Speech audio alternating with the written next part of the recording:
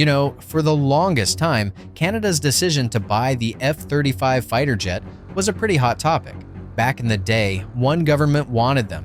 But then a new one came along and said, no way, these are too expensive. That's what a lot of people thought too. But things have changed in a big way, and Canada's now decided to get 88 of these jets, as Reuters reported. This isn't just a political U-turn. It shows that Canada really needs these planes for some serious reasons. And it's all about keeping the country safe and working with its friends. First off, let's talk about the Arctic. It's becoming a really important place, and Russia and China are getting more active up there. Canada and the US work together to protect North America through an organization called NORAD, and they need a modern jet to do that job right. The F-35 is a fifth-generation fighter, which means it has incredible stealth and advanced technology that older jets just don't have. It's like having a superpower.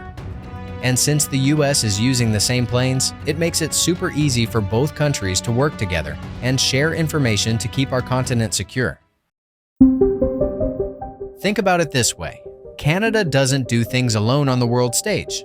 It's part of NATO and works with lots of other allies. To be a good partner, Canada's military needs to be able to seamlessly work with theirs. Since so many of the allies, like Norway, Denmark, and the UK, are already getting F-35s, this jet is becoming the standard. If Canada had picked a different plane, it would have been a real headache for joint missions and sharing intel.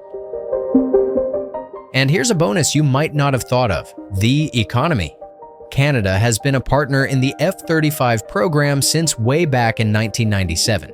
Because of that, Canadian companies have already won billions of dollars in contracts for parts and other services. This means lots of high-tech jobs and money for their aerospace industry. If Canada had backed out of the deal, all those jobs and future opportunities could have been at risk.